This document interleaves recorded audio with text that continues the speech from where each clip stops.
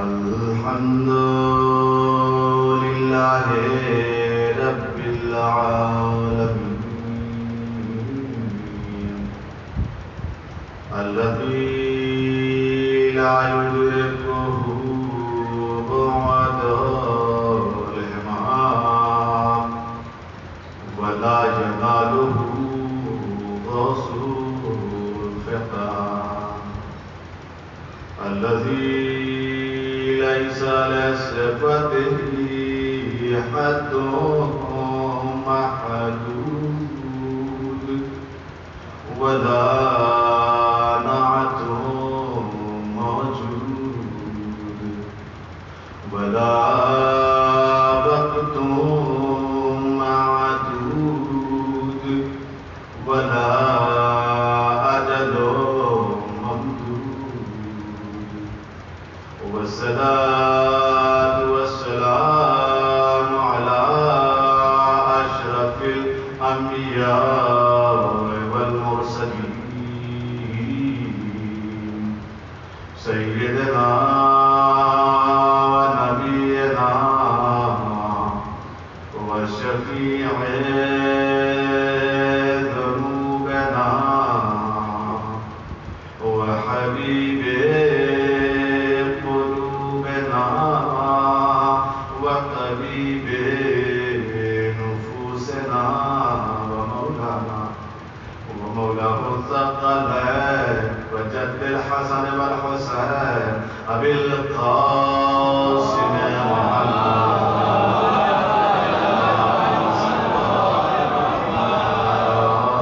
محمد وعجل فرجهم وآله الطيبين الطاهرين المعصومين المظلومين ولعنة الله على أعدائهم أجمعين من يومنا هذا إلى يوم الدين أما بعد فقد قال الله تبارك وتعالى في القرآن المجيد بسم الله الرحمن الرحيم إن الدين عند الله الإسلام صلوات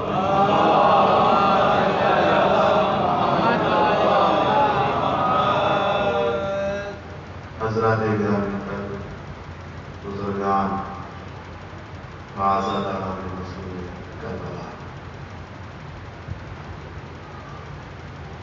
کل کی گفتگو یہاں تک پہنچی کہ اسلام اب دو طرح کا ہو گیا، ایک روایتی اسلام اور ایک حقیقی اسلام۔ حالانکہ یہ جملہ میں کہہ نہیں سکا آپ لوگوں کے سامنے کہ آج پوری امت مسلمہ طرح طرح کی اور مختلف اسلام کی شکلیں بنا کر کے دنیا والوں کے سامنے پیش کر رہی ہے، اور ہم اسی میں کنفیوز ہیں کہ یہ والا اسلام صحیح ہے یا وہ والا اسلام۔ حالانکہ یہ میں گزشتہ مجلسوں میں واضح کر چکا ہوں، دنیا 73 اسلام دیکھ رہی ہے، لیکن میں صرف 2 اسلام دیکھ رہا ہوں۔ اور فرمایا دنیا فرقوں میں اسلام کو دیکھ رہی ہے، میں صرف 2 اسلام دیکھ رہا ہوں، ایک روایتی اسلام اور ایک حقیقی اسلام۔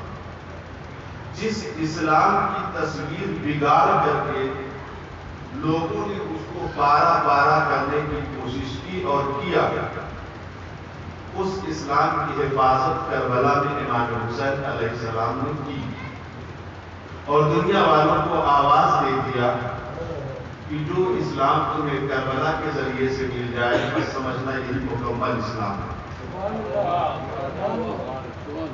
اب سوال ختم ہو گیا، نہ تو کوئی ایسا شخص ہے جو یزید لعنت اللہ کو صحیح تسلیم کر رہا ہے، اور نعوذ باللہ استغفر اللہ، نہ تو اس روئے زمین پر کوئی ایسا شخص ہے جو امام حسین علیہ السلام کے بارے میں غلط خیال نہیں کر سکے۔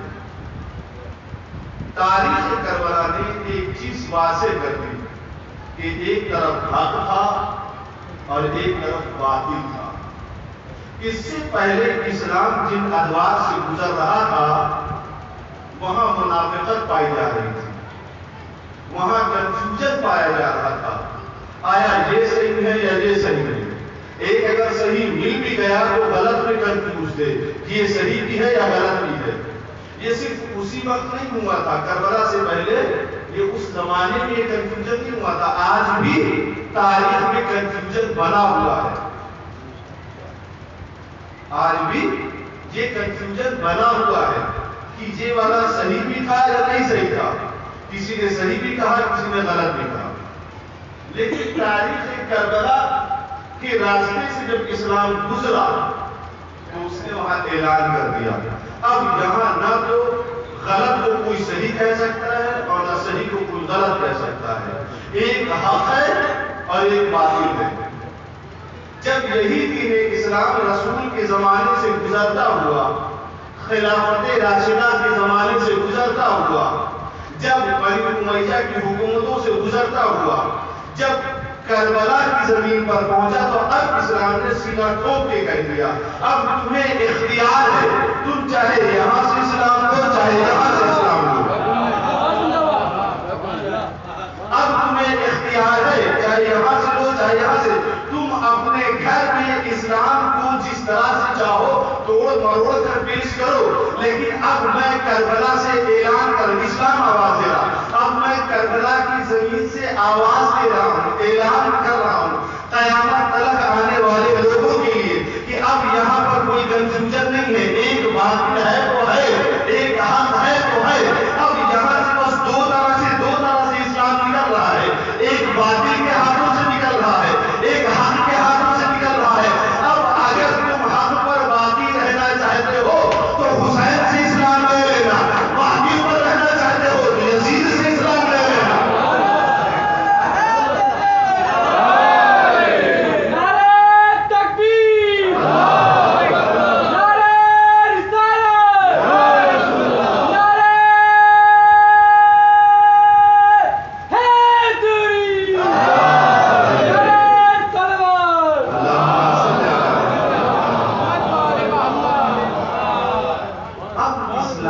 کنفیوژن نہیں ہے، اب اسلام کو کنفیوژن نہیں ہے، نہ اسلام میں کنفیوژن ہے، نہ اسلام کو کنفیوژن ہے نہ اسلام میں کنفیوژن ہے۔ اب یہ علل اعلان ہے کربلا کی زمین سے فائنل ہو گیا، تم کون سا اسلام لے رہے ہو؟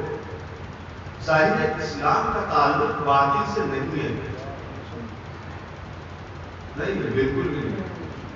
آج کے زمانے میں بھی اس اسلام کو لوگ بدنام کرنا چاہتے ہیں، کیونکہ میرے پاس اتنا وقت نہیں ہے کہ میں پوری وضاحت کر پاؤں۔ ڈسکوری چینل پر باقاعدہ اس کے لیے ایپیسوڈ چلائے گئے اور یوٹیوب چینل پہ بھی موجود تھا، جہاں ہر مذہب کے لوگوں کا آپ لوگوں نے دیکھا ہوگا تو ہر مذہب کے لوگوں کو وہاں بیان کیا گیا، وہاں کربلا کے متعلق بھی ایک ایپیسوڈ بنایا گیا اور جہاں پہ کون ہوسٹ کر رہا تھا؟ یوسف بھائی۔ بالی ووڈ کا سب سے بڑا نام کون سا ہے؟ نہیں، سپر ڈوپر اسٹار ایک ہی ہے، امیتابھ بچن۔ وہ اگر کسی چیز کو ہوسٹ کرے گا تو ظاہر ہے اس کے ویورز کتنے ہوں گے، اس کے دیکھنے والے۔ اس ایپیسوڈ کو جانتے ہیں کون سا کر رہا ہے؟ ہالی ووڈ کا امیتابھ بچن، مارگن فریمن کرتا ہے۔ آپ کی اسلام کو آج بھی بدنام کرنے کے لیے اسلام دشمن طاقتیں دنیا کی ظاہری بڑی بڑی شخصیتوں سے ہوسٹ کرواتی ہیں. سچ کر لینا ابھی اشارہ دے رہا ہوں کیونکہ میں اس وقت مناسب نہیں سمجھ رہا ہوں کہ میں اس پر گفتگو کروں. ایک میسج ہے ہم لوگوں کے لیے. ہم سوشل میڈیا خالی اسی بات پر استعمال کرتے ہیں کہ ایک صاحب نے یہ بھیجا ہے کہ اگر 25 لوگوں کو بھیجیں گے تو آپ کی مراد پوری ہو جائے گی, اور نہیں بھیجیں گے تو شام کو تمہارا گھر تباہ ہو جائے گا. ابھی کل پرسوں میں نے مجلس بیان کیا تھا اس طرح کی خالی اشارتاً. کل ہی رات میں میرے پاس ایک صاحب نے میسج دے دیا کہ مکہ کے امام صاحب نے خواب دیکھا ہے. لے بھائی, اب مکہ کے امام صاحب رہ کے دیکھنے کے لیے جو تھیٹر کے جا کے ادارے کرتے ہوئے نظر آتے ہیں سعودی عرب میں, اور کوئی مہذب نہیں ملا. مکہ کے امام صاحب نے خواب دیکھا ہے 22 لوگوں کو دیجیے اور 25 لوگوں کو فارورڈ کریے اور یہ کریے. ورنہ تب دھمکی بھی ہے, مطلب یہ کہ نہیں کرو گے برباد ہو جاؤ گے, 24 گھنٹے کے اندر برباد ہو جاؤ گے, 72 گھنٹے میں تمہیں رزلٹ ملے گا. اگر کرو گے تو 72 گھنٹے میں رزلٹ ملے گا, نہیں کرو گے تو 24 گھنٹے میں برباد ہو جاؤ گے. بھائی 72 گھنٹے میں رزلٹ مل رہا ہے, نہیں کریں گے 24 گھنٹے میں برباد ہو جائیں گے. یہ تو کرنے سے پہلے ختم ہو گئے. کیا اس طرح کے میسیجز آپ لوگوں کو ہضم ہوتے نہیں ہضم ہوتے نا, عجیب لگتا ہے. یہ کون سی زبردستی ہے. تو صرف یہی سب نہ دیکھیے سوشل میڈیا پہ, اور بہت ساری چیزیں اپنے مطلب کی چیزیں نکالو. اسی لیے مولا کائنات حضرت علی بن ابی طالب علیہ السلام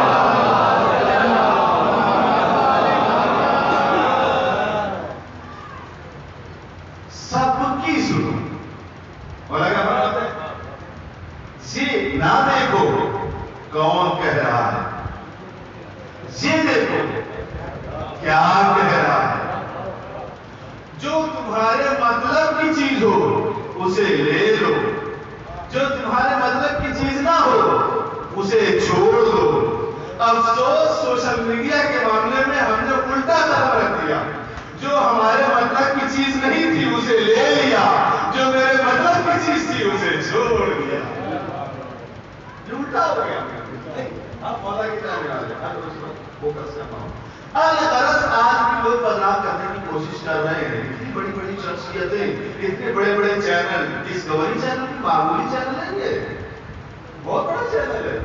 اتنے بڑے بڑے لوگ بدنام کرنا چاہے. ہمیں بظاہر ایسا لگتا ہے یار یہ تو ہماری نشر و اشاعت کر رہے ہیں. نشر و اشاعت کیا سمجھ میں آیا؟ اچھا چلو میرا ایڈ کر رہے ہیں. اب تو سمجھ میں آیا نا, یہ میرا ایڈ کر رہے ہیں, یہ میرا پرچار کر رہے ہیں, ہمارے مذہب کو بڑھاوا دے رہے ہیں. لیکن حقیقت کو ہمیں کیا میسج چھوڑ دیا جاتا ہے اس پر ہم دھیان ہی نہیں پاتے.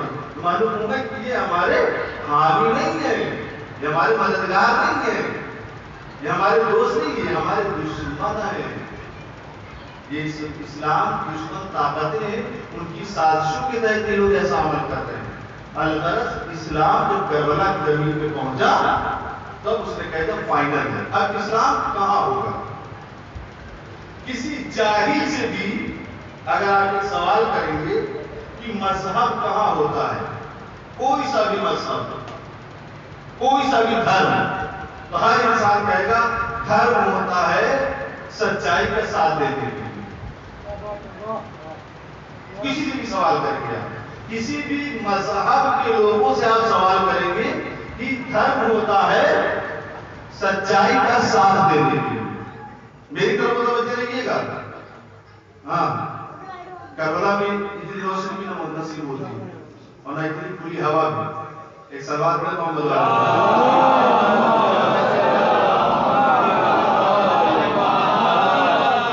بالکل میری طرف متوجہ رہیے گا انشاءاللہ. ہر ایک شخص یہی کہے گا کہ دھرم ہوتا ہے سچائی کا ساتھ دینے کے لیے. اسی سے پوچھ لو پھر ایک اسلام دھرم بھی ہے, کتنا بڑا دشمن ہوگا وہ بھی یہی کہے گا بھائی ہم ہوتا ہی ہے سچائی کے ساتھ دینے کے لیے, حق کو نافذ کرنے کے لیے. ہمیشہ یہی کہے گا ہر ایک بندہ. تو اب اگر ہر دھرم کے ساتھ یہ چیز ہے تو اسلام بھی تو سچائی کے ساتھ دے گا, اسلام بھی تو حق پہ ہی رہے گا. ابھی ہم قرآن سے نہیں پوچھ رہے ہیں, نہ روایت سے پوچھ رہے ہیں, نہ حدیث سے پوچھ رہے ہیں, نہ مسلمان سے پوچھ رہے ہیں.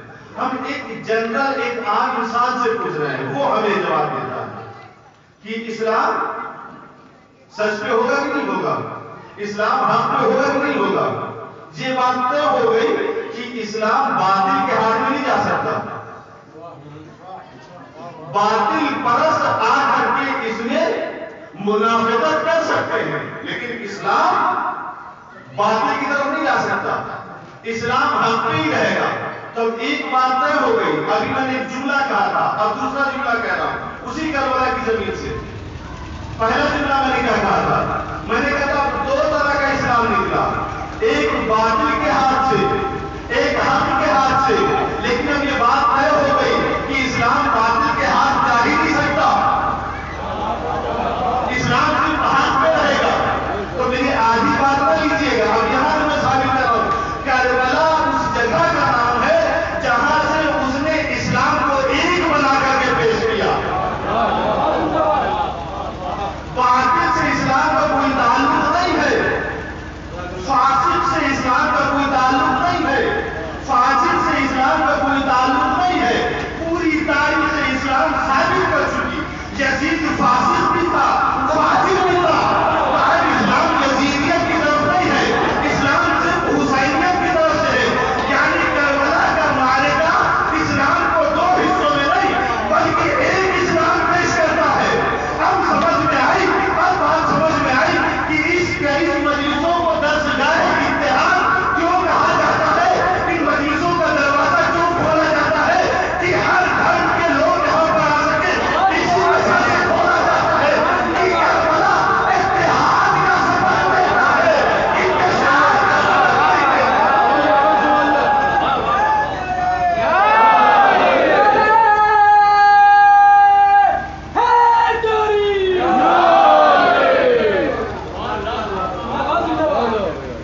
برائے سلامتی تمام عزاداران حسین بلند ترین صلوات پر محمد۔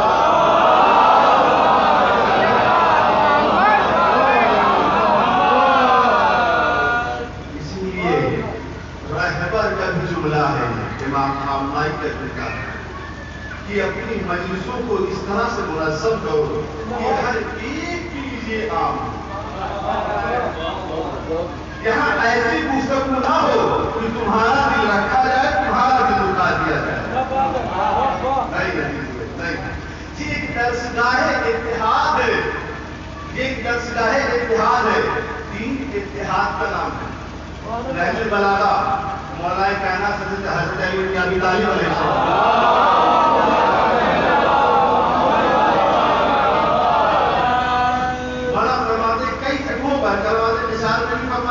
خطبات میں بھی فرمایا ہے۔ جو خطبہ مجھے یاد آ رہا ہے، تھوڑا سا مجھے جاتا ہے، وہ غالباً 137 میں بھی تذکرات مولا کہتے ہیں کہ یہ اتحاد دین جو ہے دین اسلام اتحاد کا مرکز ہے۔ جب انسان دین اسلام پر آ جاتا ہے تو اب انتشار ختم۔ عرب میں آپ نے دیکھا لوگ کئی حصوں میں تقسیم تھے، قبیلہ وائز۔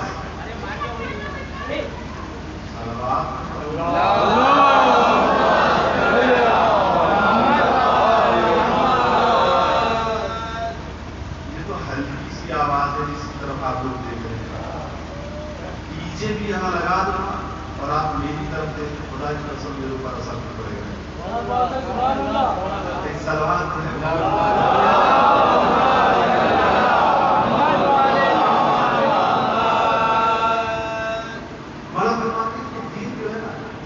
اتحاد کے پلیٹ فارم پہ لا کے رکھتا ہے۔ پھر وہ اس دلیل بھی پیش کرتے ہیں دوسرے کلمات میں اور دوسرے خطبات میں، کہتے ہیں کیا اس دین نے تم کو اکٹھا کر کے دشمنوں پر غلبہ نہیں دیا؟ دین نے تم کو اکٹھا کر کے دشمنوں پر غلبہ نہیں دیا؟ کئی جگہ پر مولانا نحیف نے فرمایا ہے کہ دین جو ہے یہ اتحاد کا سبب دیتا ہے، اور اسی دین نے تم کو یکجا کیا۔ عرب والے کئی حصوں میں تقسیم تھے، مطلب کئی پارٹ میں تھے، وہ لوگ وبھاجت تھے۔ کیسے؟ قبیلہ قبیلہ میں، ایک ان کا قبیلہ ہے، وہ تو قبیلہ ان کا قانون الگ چل رہا ہے، ان کا قانون الگ چل رہا ہے. جو دین اسلام آیا ان کے درمیان ان سب کو ایک کر دیا. دین اسلام نے ان سب کو ایک کر دیا. اب دین نے اتحاد کا سبب دیا. چونکہ یہ طریقہ رہا ہے ہمیشہ سے کہ ہر نبی کے آنے کے بعد، جیسا کہ چوتھی مجلس میں غالباً یا پانچویں مجلس میں نے عرض کیا تھا کہ ہر نبی کی جانے کے بعد لوگوں نے اپنی نفسانی خواہشات میں اس دین کو ڈھال کر کے اس کی شکلیں بدل دی. تو اب رسول کے زمانے میں بھی یہی ہوا. اب لوگوں نے اسے اپنی نفسانی خواہشات کے اعتبار سے بدلنا شروع کیا. جیسا کہ کل میں نے عرض کیا تھا کہ مولانا نے خود فرمایا کہ جب وہ ظاہر خلافت میں آئے تو اس کی کیا صورت حال تھی.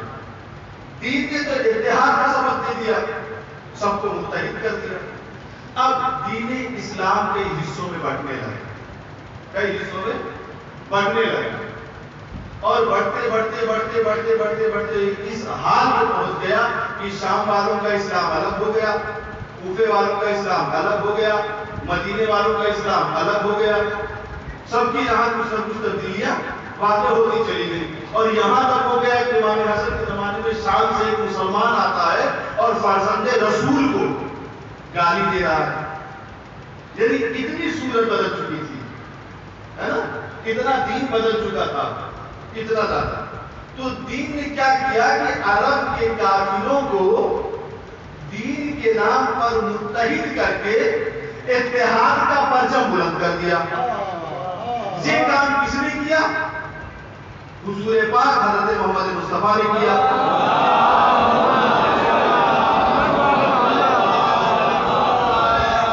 یہ کام آپ نے کیا. اب کافروں کو متحد کرنا ظاہر ہے مشکل کام کیا اور اتحاد کا پرچم بلند کر دیا. امام حسین علیہ السلام نے کہا تو صحیح، اب اگر آج دین میں تفرقہ پیدا ہو رہا ہے، اب اگر آج دین کے حصوں میں تقسیم ہو رہا ہے، تو اب میں مسلمانوں کو اکٹھا کر کے کربلا کی زمین سے اتحاد کا پرچم بلند کروں گا. اب امام حسین علیہ السلام نے جب لوگوں کو یکجا کیا، جب رسول نے لوگوں کو یکجا کیا، تو آخری حج کے موقع پر 1.25 لاکھ نظر آئے. جب امام حسین نے یکجا کیا تو کربلا کے میدان میں 72 نظر آئے. غور تمہارے نگرانی. اب بظاہر دیکھنے میں ہمیں ایسا لگ رہا ہے کہ یہ تو 72 افراد ہیں، لیکن حقیقت بات یہ ہے کہ 72 دنیا کے 72,000 زمانے بھی گزر جائے تب بھی وہ وقت نہیں آ سکتا ہے جو کربلا میں تھا. اس لیے کہ امام حسین علیہ السلام نے ظاہری طور پر 72 کو اکٹھا کر کے بتایا، دیکھو میں اتحاد بلند کر رہا ہوں، لیکن قیامت تک میری مجلس سے ایسا ہر قوم کے لوگوں کو آواز دے کر کے متحد کر کے بتائے گی کہ دیکھو آپ بھی کربلا اتحاد کا پرچم بلند کر رہی ہے. ایک سوال مجھے محمد والوں.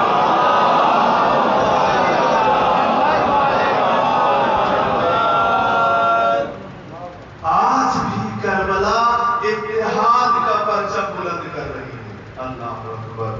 جو کام نانا نے کیا تھا وہی کام نواسے نے کیا. آج یہ ایک آخری ذریعہ ہے مسلمانوں کے درمیان فرش ازاں. آپ بزرگ ہیں، آپ لوگوں نے اتنی اویئرنیس دیکھی تھی مسلمانوں میں جتنی آج دیکھ رہے ہیں؟ نہیں دیکھی. الگ الگ فرقے کے لوگ کربلا کے پلیٹ فارم پر آتے ہوئے نظر آ رہے ہیں. اب ان کے بیانات آ رہے ہیں، اب یہ اثرات منظار ہو رہے ہیں. دنیا کے مسلمان کربلا کے نام پر متحد ہو رہے ہیں اور کربلا کے مسلمان عزاداری کے نام پر منتشر ہو رہے ہیں.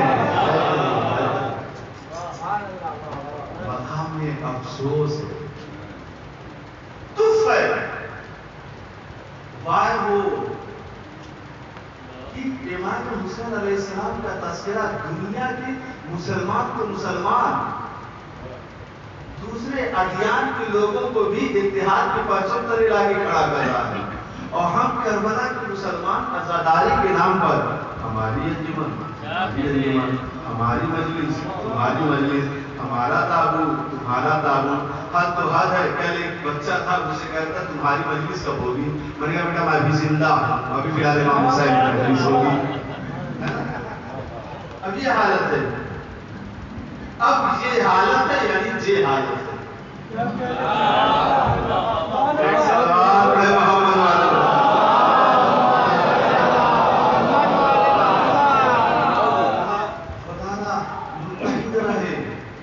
متحد رہیں، اتحاد قائم رکھیں، جذبات کے ساتھ، جوش کے ساتھ، اپنی پوری توانائی کے ساتھ، اپنے جوش اور خروش کے ساتھ متحد رہیں۔ کربلا ابھی آپ بہت مختصر سا دیکھ رہے ہو، ہماری نسلیں دیکھیں گی، یہی کربلا ہوگی جو لوگوں کو ایک پلیٹ فارم پہ لا کے کھڑا کر دیا۔ اور جو آپ نہیں دیکھ رہے ہیں، جس کے بارے میں یقین ہے، وہ یہ یقین ہے کہ آخر زمانے میں جو حاکم ہوگا نا، وہ سب سے بڑا کربلا ہی ہوگا، اس کے پرچم تلے پوری دنیا ہوگی۔ یہ کربلا کا اتحاد ہے۔ اسلام متحد کرتا ہے، پھر کربلا متحد کرتا ہے۔ تو اب کربلا نے ہمیں ایک اسلام دیا، صرف ایک اسلام۔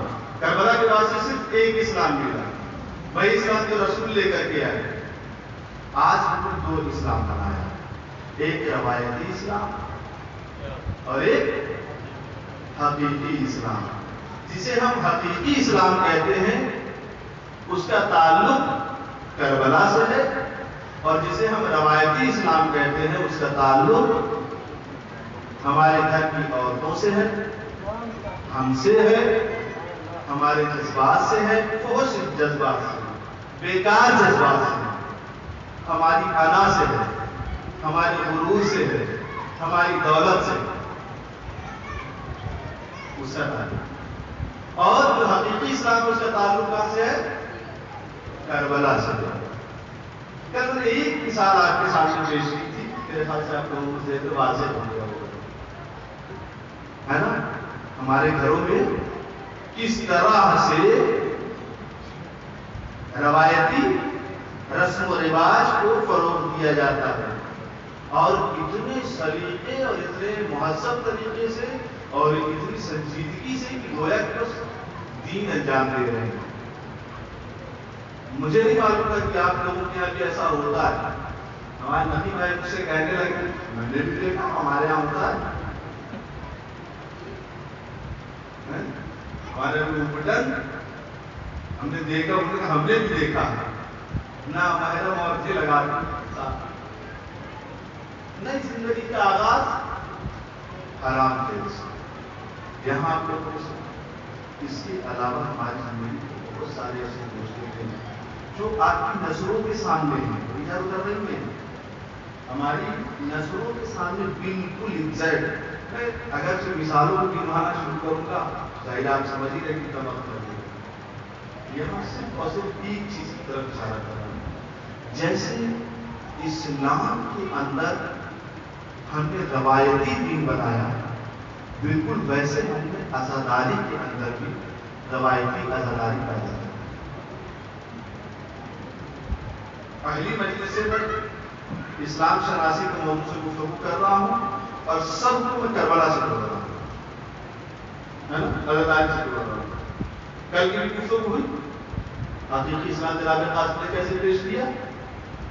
آج کی گفتگو میں بھی میں عرض کر رہا ہوں کہ جس طرح سے ہماری رسومات آپ دیکھتے ہیں کہ جہاں ایک روایتی اسلام ابھر کے سامنے آیا، وہی بالکل اسی پیٹرن پہ ایک روایتی عزاداری بھی ابھر کے سامنے آئی، وہ بھی کربلا کے نام پر۔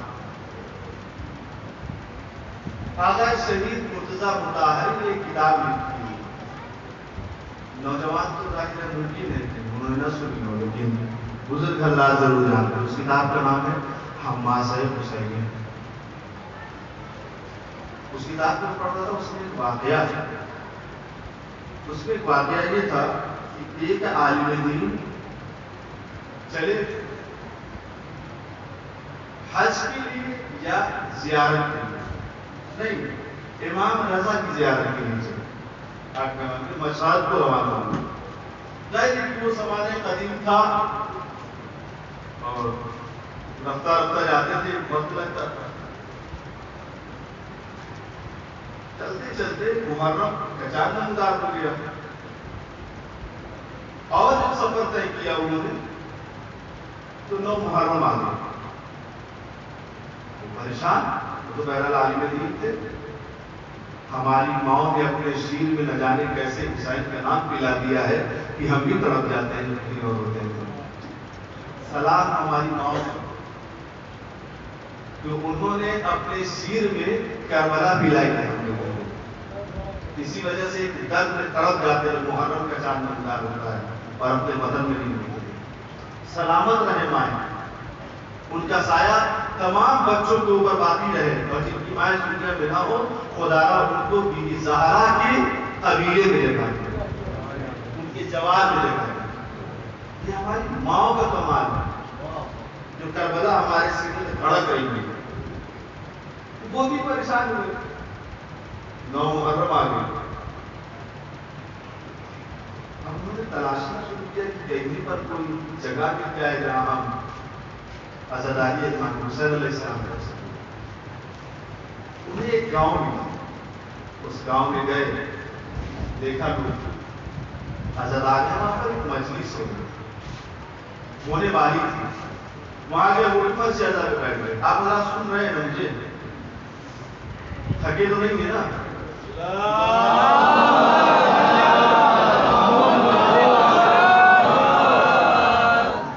ابھی گفتگو ہوگی اس لیے کہ مولا عباس میں گفتگو کروں اور بہت اہم گفتگو ہے. بہت ساری چیزیں چھوڑ بھی رہا ہوں اس میں، ٹھیک ہے؟ بیٹھے وہاں پر دیکھیے ایک خطیب اہل بیت منبر پر گئے اور ایک صاحب نے ان کو ایک تھیلے میں، گٹری نما تھیلے میں کچھ پتھر کے ٹکڑے لے جا کر کے ان کو دیے اور وہ لے کر کے بیٹھے. انہوں نے مجلس پڑھی. جب مصائب آیا تو مصائب پڑھ رہے تھے. پھر تھوڑی دیر کے بعد وہاں کی ساری لائٹس آف کر دی، اندھیرا کر دیا. جب اندھیرا ہو گیا تو اب عجیب منظر دیکھا. کیا دیکھا؟ جو خطیب منبر پہ تھے وہ مصائب پڑھتے جا رہے تھے اور جو پتھر ان کے ہاتھ میں تھے اسے سکھا اٹھا کے بچے کو مار دیا. وہ حماسے حسین میں واقعہ نام کرتا. سب کو مار رہے تھے. ایک مولانا بیچارے پریشان ہو رہے کہ کس جگہ آ گیا. ظاہر ہے کہ اگر میں اس جگہ پہ ہوں تو میں خود کہوں بھائی اب یہاں منبر کہوں پرچے ادا کروں، یہاں بھی کوئی شیخ اور یہاں پر بھی کوئی وہ میرے ساتھ آ گیا کیا جو پرچے ادا بھی مار رہا ہے مجھے. میں مجلس تمام ہوئی، لائٹ آن ہوئی. جب دیکھا کہ بڑی پتھر ان کے پاس سے ختم ہو چکا ہے، انہوں نے اڑا دیا سب عزادار کو. اور جب انہوں نے اڑانا شروع کیا تھا وہ شور گرجا بلند ہوا. خوب لوگ رو رہے تھے. انہوں نے جا کے کیا ندیم جی، انہوں نے کہا آپ نے کیا کیا؟ آپ کے اوپر تو دیکھ حاصل ہو گئی، اسلام کے خلاف آپ نے قدم اٹھایا ہے، یا پھر کیا کیا ہے؟ انہوں نے کہا بلانے کے لیے ہر چیز چاہیے. سن لیا صاحب؟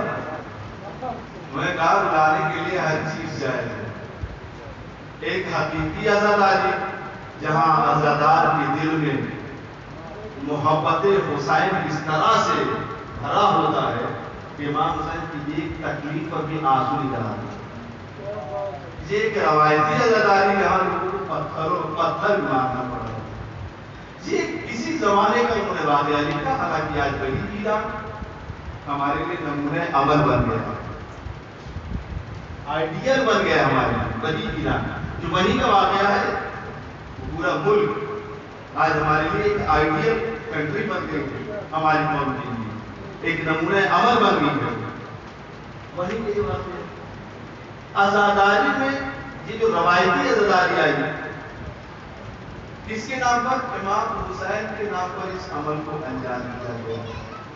شریعت نے کیا کہا؟ بلا وجہ اگر آپ کسی کو پتھر مارتے ہیں تو آپ کے اوپر دیت واجب ہو جاتی ہے، سزا بھی نہیں دی آپ کو، آپ جرمانہ دیجیے اس کا۔ شریعت یہ کہتی ہے اور وہ جناب یہ کر رہے تھے، کہیں ایسا تو نہیں۔ اسی طرح کا کام آج بھی ہو رہا ہمارے دنیا کہ شریعت ہمارے اوپر دیت واجب کر دے اور ہم امام حسین علیہ السلام کے نام پر کرتے چلے جائیں۔ شریعت ہمیں اس کی سزا سنائے اور ہم امام حسین علیہ السلام کے نام پر کرتے چلے جائیں۔ کیا ایسی روایتی عزاداری ہمارے درمیان ہے؟ غور کریں، نہیں غور کریں گے تو ہمیں غور کرنا پڑے گا۔ میں بہت ساری چیزیں بھی بیان کرنا چاہتا ہوں۔ ابھی محرم سے چند روز قبل میں نے ایک ویڈیو کلپ سوشل میڈیا پہ اپلوڈ کی تھی،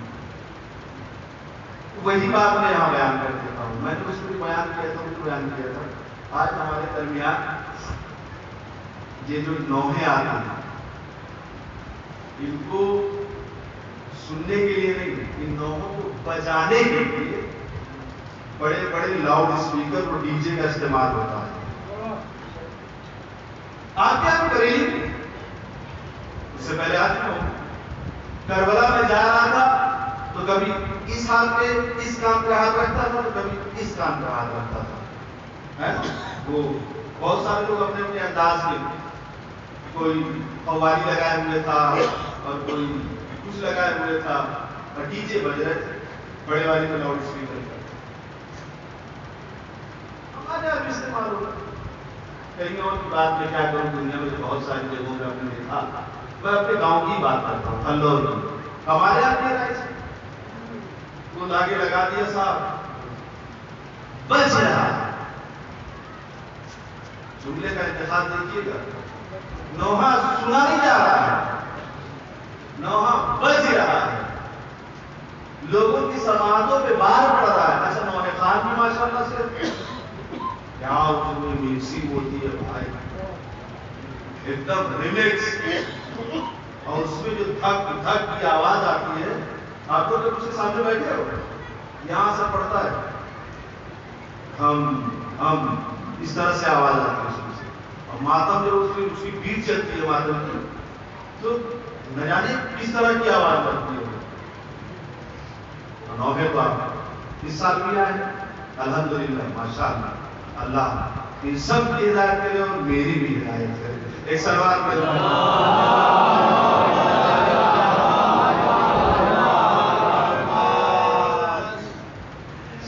شریعت میں جائز ہے۔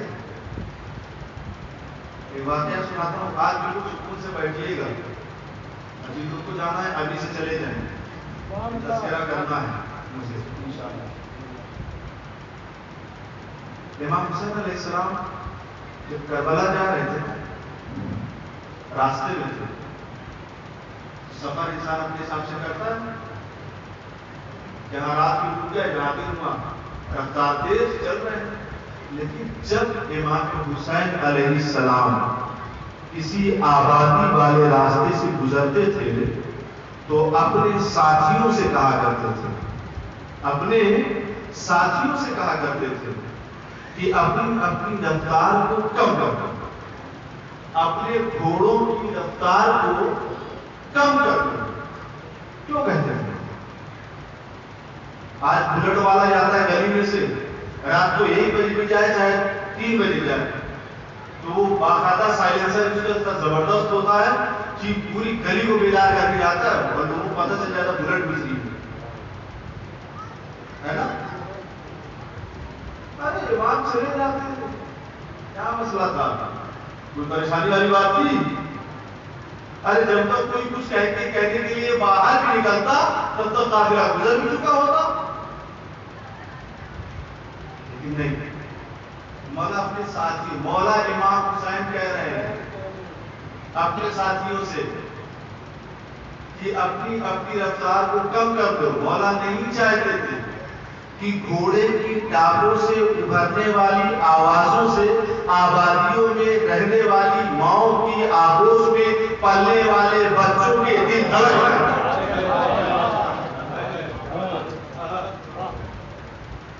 جو ماؤں کی آگوش میں بچے پل رہے ہیں، جوان بزرگ تو پھر بھی جھیل رہے ہیں، جو ماؤں کی آگوش میں بچے پل رہے ہیں، کہیں ایسا نہ ہو وہ چونک جائے، کہیں ایسا نہ ہو وہ ہمک جائے، کہیں ایسا نہ ہو ان کا دل دھڑک جائے۔ امام حسین علیہ السلام اپنے رفتار اپنے سفر کے دوران اتنا خیال رکھ رہے ہیں کہ کسی چھوٹے بچے کا دل نہ دھڑک جائے۔ امام حسین کے نام پر، امام حسین کے لوہے کے نام پر، امام حسین کے چاہنے والے بچے تو دور بزرگ اور جوانوں کے کان بھرے جا رہے ہیں۔ کیا یہ روایتی ہم نے نہیں بنایا؟ یہ روایتی عزاداری کہاں سے آئی؟ اللہ، امانت داری اسلام نے ہمیں سکھایا ہے۔ امین بنو، کسی چیز میں نہیں بن پائے کوئی مسئلہ نہیں، کم از کم عزاداری کے تو امین بن جاؤ۔ ہر سال جہاں بھی میں جاتا ہوں تمام لوگ سے میں یہ خطاب کر کے کہتا ہوں کہ کم سے کم عزاداری کی امانت داری تو دکھاؤ، آنے والی نسلوں کو کیا عزاداری دو گے؟ واٹر لیول نیچے جا رہا ہے، اسلام ان سے چیخ کے کہہ رہا ہے پانی فضول خرچ مت کرو، آنے والی نسلوں کو تمہیں جواب دینا ہوگا حق میں۔ آکسیجن کی کمی ہو رہی ہے، اسلام ہمیں آواز دے رہا ہے درختوں کو مت کاٹو، آنے والی جب نسلیں سانس لینے میں دقت محسوس کریں گی تو اس کا سوال تم سے کیا جائے گا، تم نے ایک درخت کاٹا لیکن اس کے برابر تم نے درخت لگایا کہ نہیں لگایا؟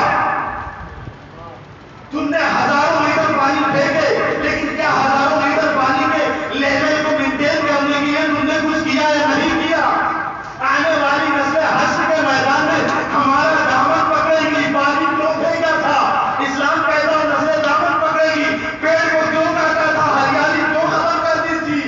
عزیزان گرامی، کیا ذہن میں یہ کبھی نہیں آتا کہ بی بی زہرا میرا دامن نہ پکڑ لے، میرے لال کی عزاداری کو آنے والی نسلوں تک کیسے پہنچایا تھا؟ سلام ہے محمد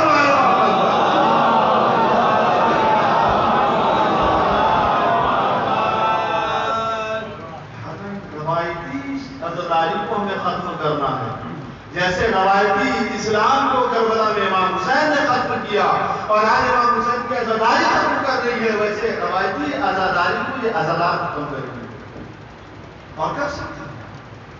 جب آپ حق کے ساتھ ہوں گے تو پھر آپ کو ڈرنے کی کوئی ضرورت نہیں۔ حالانکہ اس کو ختم کرنے میں آسانیاں نہیں ہیں، بہت مشکل ہے۔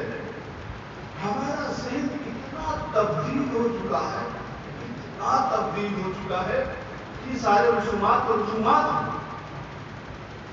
ہم نے کیریکٹر کو بھی صحیح نہیں سمجھا، ہم نے کردار کو بھی صحیح سے ایکسپٹ نہیں کیا۔ کربلا میں جو کردار پیش کیے گئے امام حسین کی طرف سے، ان آئیڈیاز کو بھی ہم صحیح سے نہیں سمجھ پائے۔ یہ تو ہمارے نمونے عمل ہے، وہ اسلام، دین اسلام کی ترویج و تبلیغ کے لیے نمونہ عمل ہے ہمارے لیے۔ ان کا کردار دیکھو، اسلام سمجھو۔ ایسے ایک شخصیت کربلا میں حضرت عباس علیہ السلام، بڑی مظلوم شخصیت تھی۔ انہوں نے کربلا میں اسلام کے پرچار اور اسلام کی حفاظت کے لیے قربانی دی، اور ہم نے انہی کی تصویر اسلام کے خلاف کھڑی کر دی۔ آپ چونک رہے ہوں گے کہ کہاں جا رہا ہے، اور ابھی جب لے کے جاؤں گا تو پہنچیں گے آپ وہاں۔ حضرت عباس علیہ السلام کی ایسی شخصیت ہے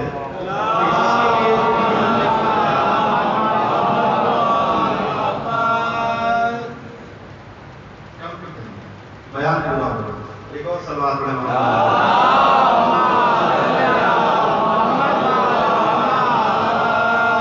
کل کی مجلس میں تو میں نے خطبہ بھی شارٹ کر دیا تھا، تاخیر ہو گئی، بعد بھی تاخیر ہو گئی، کل بھی تاخیر ہو جائے تو اب مجلس تھوڑی نہ چھوٹی کر دی۔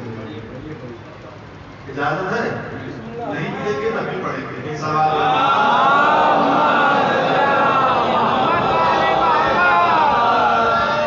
ہوتا کہ پڑھنے والے کو اگر سامنے تھوڑا ساتھ دے دیتے ہیں نا تو اس کو پڑھنے میں اور حوصلہ ملتا ہے.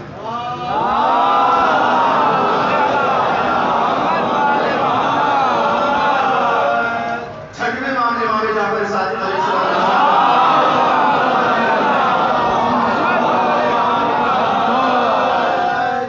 مولا صادق فرماتے ہیں کہ حضرت عباس ایک بابصیرت اور ایمان کی سخت شخصیت ہے.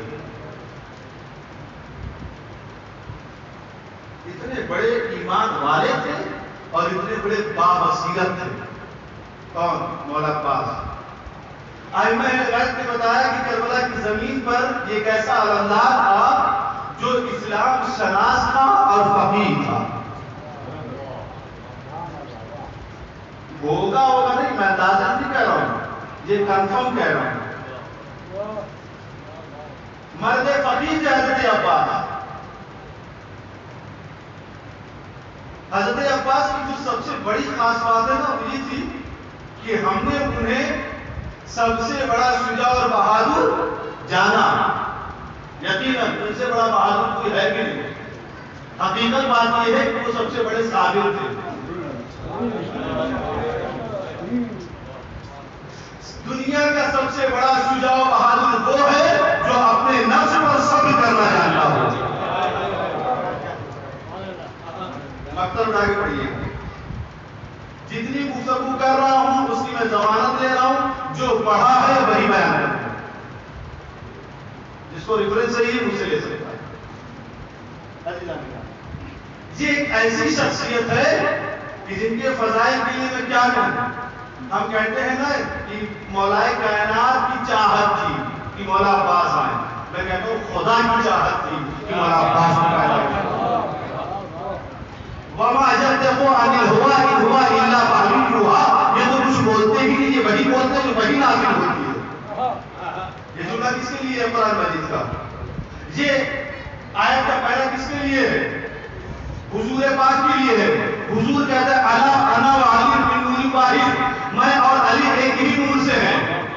تو یہ کیسے ممکن ہے جو بات ایک نور کے لیے کہی جائے وہ بات دوسرے نور کے لیے نہ ہو؟ اس کا مطلب یہ ہے کہ علی بھی جو گفتگو کرتے ہیں وہ بھی وما ينطق عن الهوى کے سائے میں کرتے ہیں، ہے نا. اب آپ یہاں سے لو، اب اگر علی نے چاہا میرے گھر ایک ایسا فرزند پیدا ہو تو حقیقت میں علی نے نہیں چاہا تھا بلکہ خدا نے چاہا تھا.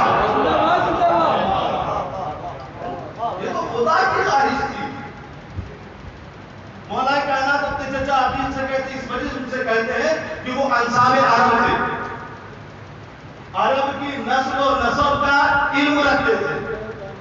کیا کہتے ہیں کوئی ایسی شجاع اور بہادر خاندان بتاؤ کہ جس کی بیٹی سے میں شادی کروں اور اسے ایک ایسا بیٹا پیدا ہو جو شجاع اور بہادر ہو. علماء نے کہا یہ کیوں کام والا ہے؟ علماء نے کہا کہ کربلا میں کام آئے حسین. چھٹے امام سے روایت اور دوسری روایتوں نے روایت جو میں نے پڑھی اس میں کربلا میں امام حضرت عباس 34 برس کے تھے. کتنے سال کے تھے؟ 34 34. کہیں کہیں 32 بھی ہے، 32. میں 32 مان لیتا ہوں. یہ جب مولا بات کر رہے ہیں کم از کم 1 سال پہلے بات کر رہے ہیں ان کی پیدائش ہے نا. کتنے سال پہلے ہو گیا؟ 33. اتنے پہلے تذکرہ کر رہے ہیں کہاں کا؟ کربلا. اس واقعے سے آپ نے کیا سیکھا؟ معرکہ جتنا بڑا ہو اتنے پہلے پلاننگ کرنی چاہیے. ہم جذبات میں رہتے ہیں، شب داری ہو جائے گی ایک دن پہلے سب کو کہہ دیں گے انجمن والوں کو اور اطلاع ہو جائے گا، ٹینٹ والوں کو ٹینٹ لگا دیں گے، یہ کر دیں گے اور آئے وقت کو پتہ کیا چلا پوری بے عزتی ہو گئی. اسرا کروانا صاحب، ارے ہو جائے گا، ابھی رمضان چل رہا ہے، ارے ابھی عید ہے، ارے ابھی جہاد ہے، ابھی ذی الحج ہے. اب اس کے بعد معاہدہ کے بعد پریشان ہے، یار مال بھی نہیں ملا. میں نے حضرت علی کو تعلیم بتایا آپ کی گھر میں جو پروگرام ہو گئے اس کے لیے سب کچھ ہو جائے گا، ویسے نہیں الحمدللہ اللہ کا شکر ہے. ارے ایک دن پہلے سامان آ جائے گا، اس میں کیا ہے کھانے بن جائیں گے اور ولیمہ ہو جائے گا. جن لوگوں نے اس طرح سے کیا ان سب کے لیے مشکلیں کھڑی ہو گئی. ارے ایسے انہوں نے کیسے بیان نہیں دیا حضرت علی کے خلاف؟ انہوں نے بیان آج کیا ہے اور کل ہم اس کو حملہ کرنا چاہ رہے ہیں. اس کو تیاری کریے، پلاننگ کریے. مولا یہ سبق دے رہے ہیں مارکا جتنا بڑا ہو اتنے پہلے پلاننگ کرنی چاہیے. کربلا کے لیے کم از کم 35 برس پہلے مولا کائنات پلاننگ کر رہے ہیں، اس کی تیاری کر رہے ہیں. اور جو پلاننگ ہو کس کے لیے؟ حضرت عباس علیہ السلام. اور حضرت عباس کی شخصیت بابصیرت، با ایمان، مرد فقیر، خوبصورت، لذیذ، شہید. آپ لوگوں نے سنا گھوڑے بیٹھتے زمین پہ پیر خط کیے جا رہے تھے. میں نے پڑھا ہے کہ جناب علی اکبر اور جناب عباس مدینے میں چلتے تھے تو ان کے سر لوگوں کی شکل کے برابر کیا کرتے تھے. اور یہ دونوں لوگ اتنے حسین اور جمیل تھے نا کہ ہر ایک شخص جو کاروبار کرنے والے بزنس مین جتنے ہوتے تھے سب کے ہاتھ اٹھ جاتے تھے اور ان کے چہرے دیکھتے تھے.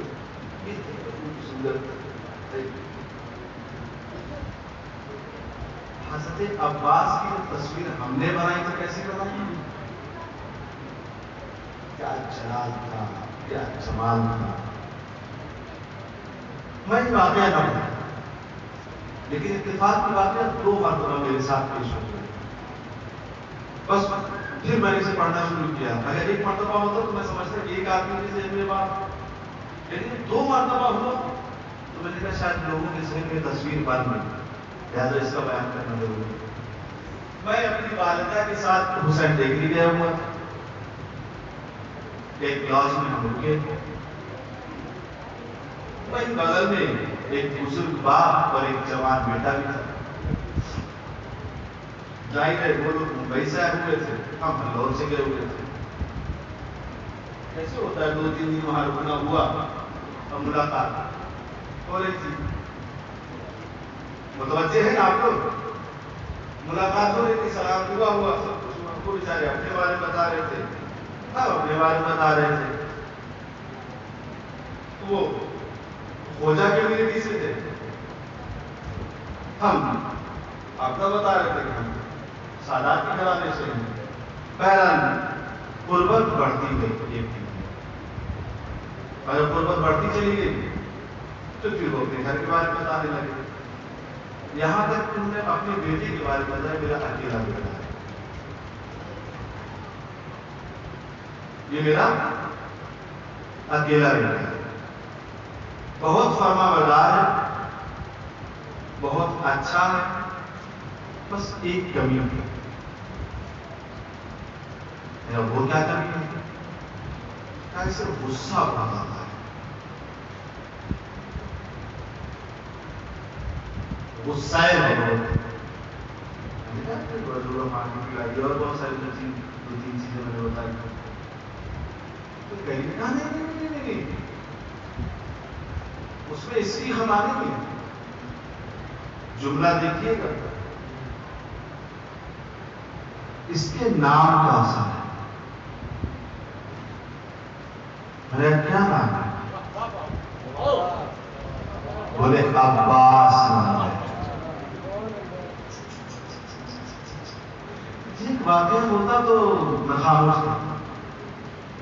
میں علی گڑھ میں رہتا ہوں، وہاں بھی لوگوں سے ملاقات ہوتی ہے. علی گڑھ میں نمائش لگتی ہے، آپ لوگ جانتے ہیں نا، نمائش لگتی ہے. ایسے آپس میں بات کر رہے تھے کہ نمائش والے آتے ہیں، واقعہ ہے نام کا اثر ہے.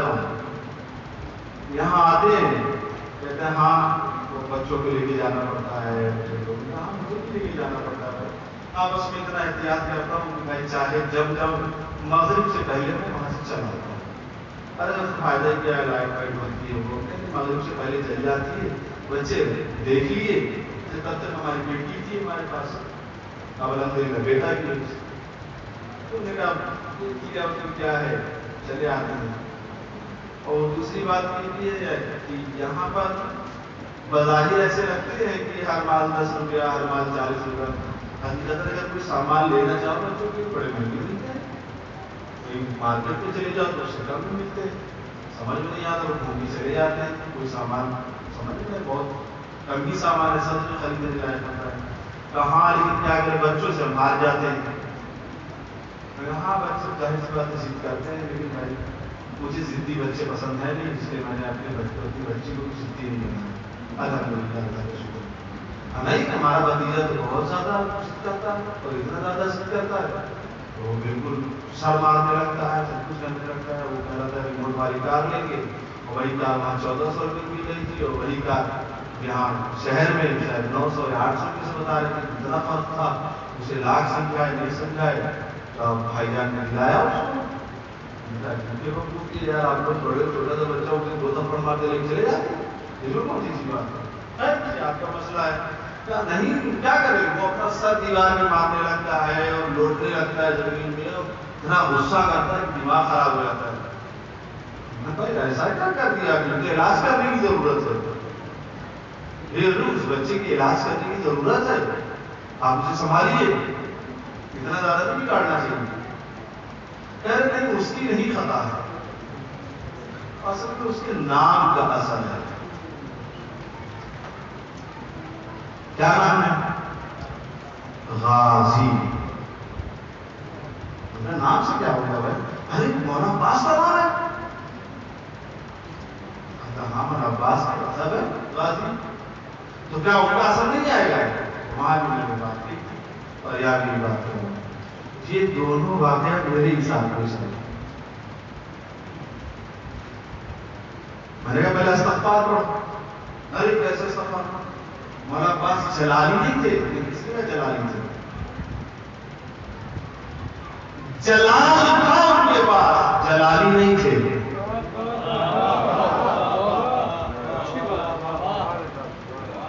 جلال جمال کے پیدا ہے. جلال بزرگی اور شان و شوکت کو کہتے ہیں. جلالی محاورتاً اردو زبان میں غصے کو کہتے ہیں. غور کرا. اور جلالی کہتے ہیں اسی غصے میں آ جانا. عربی زبان میں جلال کا مطلب بزرگی اور شان و شوکت کے ہے. جاہو جلال، جلال و جمال، شان و شوکت اور بزرگی میں ہے. عربی کے معنی میں، پرشین میں بھی یہی معنی ہے، اردو میں بھی یہی معنی ہے. لیکن جب جلالی کا لفظ استعمال ہوا اس نے معنی بدل دیے. اگر میں کہوں تو ایک معنی یہ بھی ہے تو اوروں کی طرح امی کا مطلب جاہل ہی کیوں گیا؟ میری بات پہنچی ہوتی اس سے زیادہ میں وضاحت نہیں کروں گا. ایک سوال ہے محمد عالم.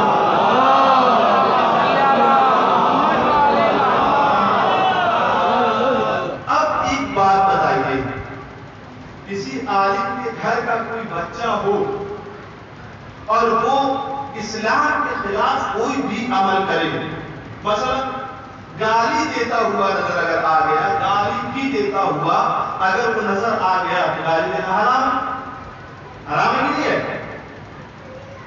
الزام کس کو دیں گے آپ؟ بے ساختہ اس کے بعد کے اوپر آپ کا الزام جائے گا. دیکھو مولانا کے بیٹے ہیں، دنیا سدھار رہے ہیں اور اپنا بچہ گالی دیتا ہوا نظر آ رہا ہے. بیچارے مولانا کیا کریں؟ بیٹے نے گالی دی ہے نا.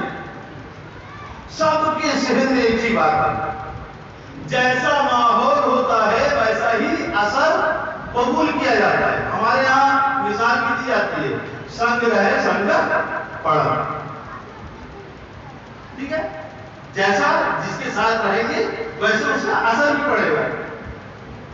سنگ رہے صحبت آمد، یہ ہمارا مثال دی جاتی ہے کہ اگر آپ ساتھ میں ہیں تو ویسا اثر بھی ساتھ والے کا پڑے گا. اگر گھر کا ماحول ایسا ہے تو ایسا بچہ لے لے گا. اچھا ضروری نہیں کہ سارے بچے گھر ہی کا ماحول، اب تو زمانہ ایسا آ گیا گھر کا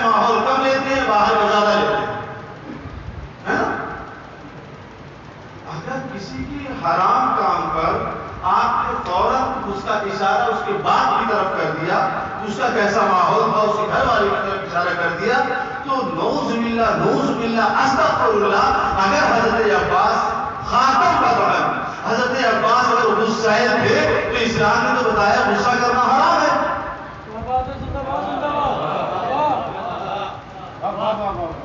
اسلام نے کیا بتایا ہمیں؟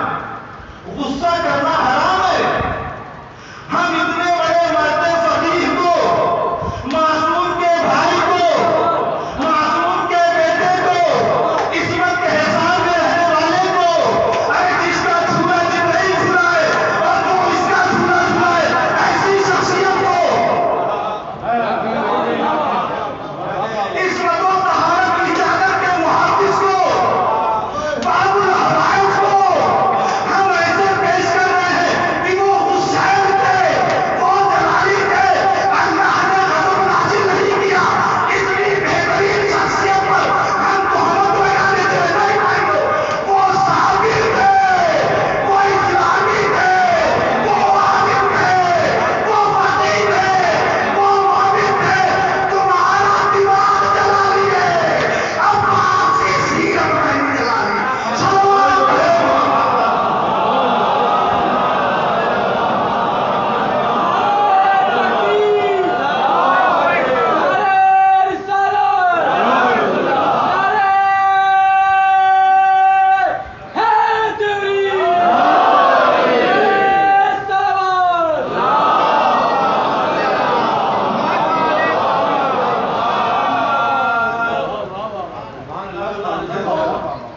یہ تو الگ روایات ہے.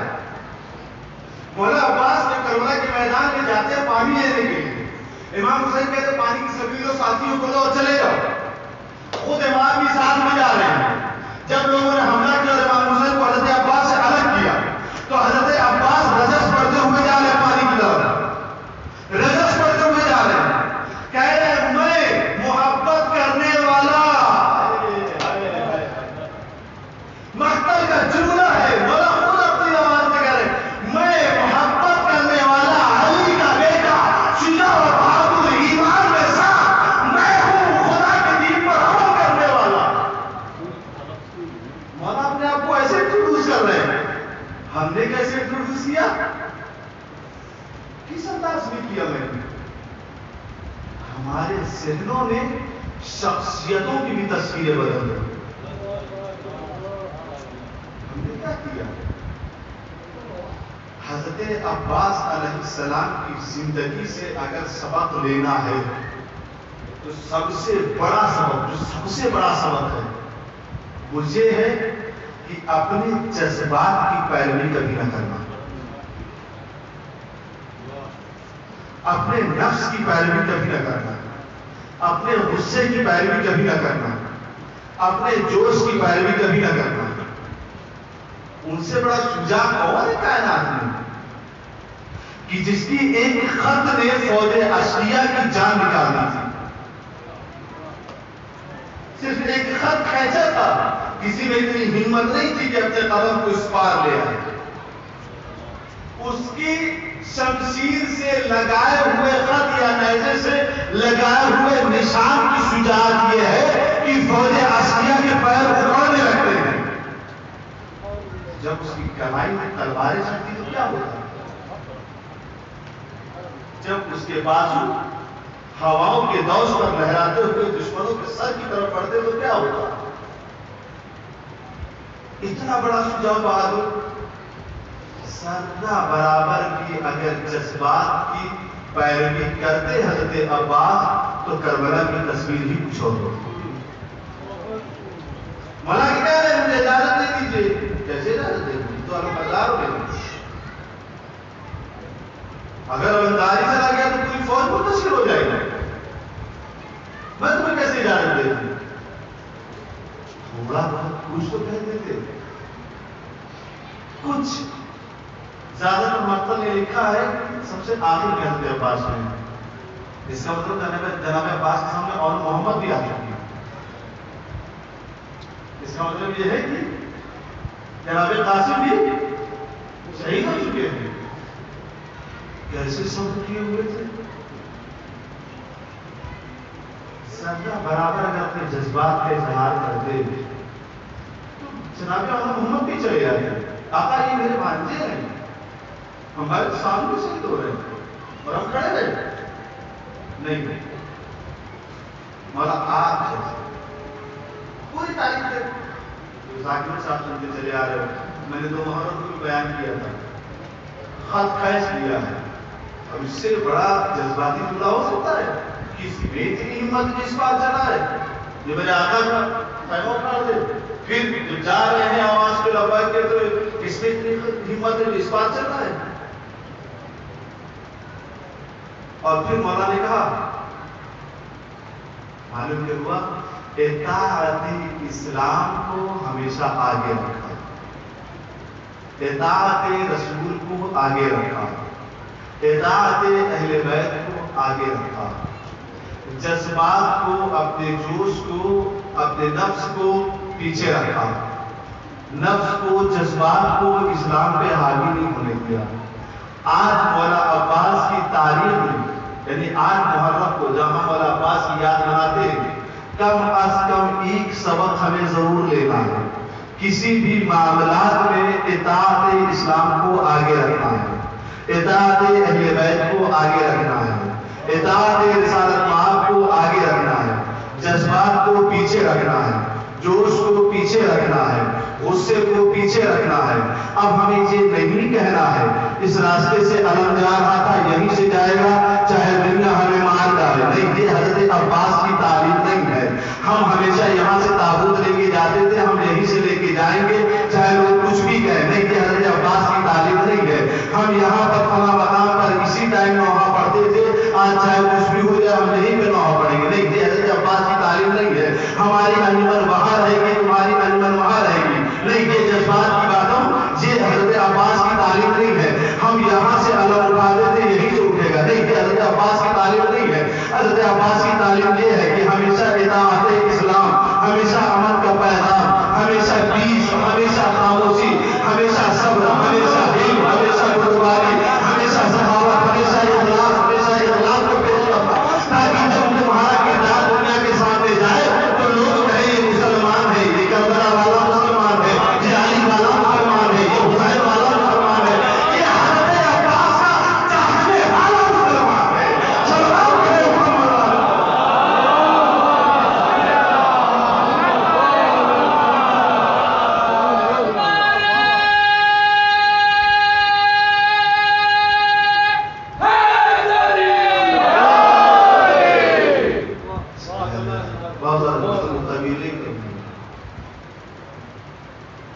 مقصد مجلس کی طرف پلٹ کے آیا ہے. حضرت عباس نے اپنے کردار سے یہ سبق دیا.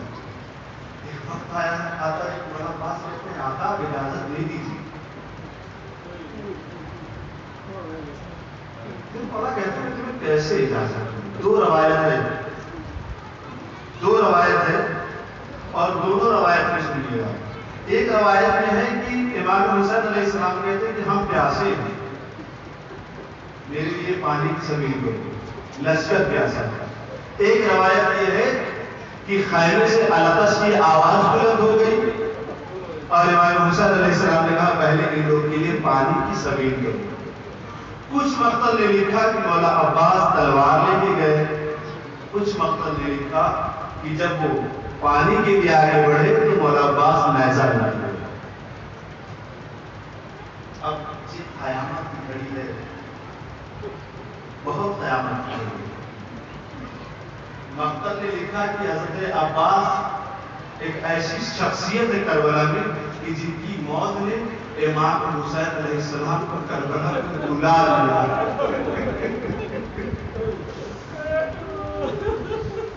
امام حسین علیہ السلام کو کربلا میں رلا دیا ان کی موت نے جن کی شہادت. حضرت عباس چلے، پورا واقعہ نہیں بیان کرنا ہے.